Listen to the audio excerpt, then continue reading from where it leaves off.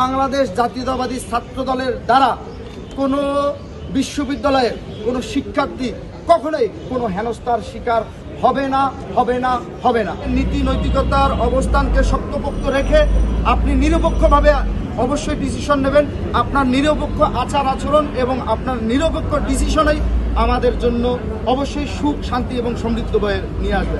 আমরা কারো পক্ষপাতিত্ব আচরণ চাই না। বিশ্ববিদ্যালয় প্রশাসন অনেকে বলে থাকে, যেহেতু আমরা বাংলাদেশ জাতীয়তাবাদী ছাত্র দলের রাজনীতি করি এবং বাংলাদেশ জাতীয়তাবাদী ছাত্র দল বাংলাদেশ জাতীয়তাবাদী দল বিএনপির একটি সহযোগী সংগঠন, যেহেতু বাংলাদেশ জাতীয়তাবাদী দল বিএনপির সরকার বর্তমান রয়েছে, সেই সরকারের অধীনেই এই বিশ্ববিদ্যালয় প্রশাসন নিয়োগ হয়েছে। অনেকে মনে করতে পারে যে এই বিশ্ববিদ্যালয় প্রশাসন মনে হয় বাংলাদেশ জাতীয়তাবাদী ছাত্র দলের দিকে একটি পক্ষপাতমূলক আচরণ করবে।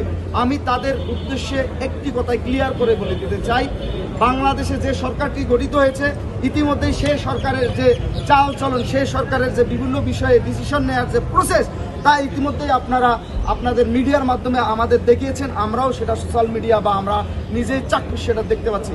আমরা যেহেতু বাংলাদেশ জাতীয়তাবাদী ছাত্র দল বিএনপির একটি সহযোগী সংগঠন, আমরাও অবশ্যই চাই বাংলাদেশের সর্বোচ্চ বিদ্যাপীঠ ঢাকা বিশ্ববিদ্যালয়ে সকল মতের, সকল দর্শনের নেতাকর্মী সমর্থক যারা আছেন তারা তাদের মত প্রচার করুক, অধিকার চর্চা করুক, অবশ্যই সেটা গণতান্ত্রিক উপায়ে।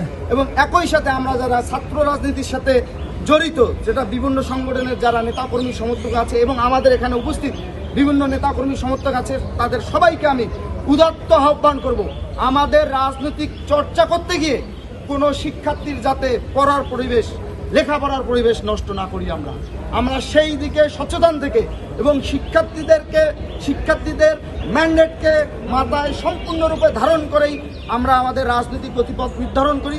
একই সাথে আমরা আমাদের রাজনৈতিক চর্চা অব্যাহত রাখি, কিন্তু একে অপরেরকে ব্লেম গেম খেলে একে অপরের প্রতি উৎসাহ রটিয়ে আসলে একটি ভালো ক্যাম্পাস বিনির্মাণ করা সম্ভব না। আর আপনারা জানেন, ঢাকা বিশ্ববিদ্যালয় বাংলাদেশের রাজনীতির আতুরঘর।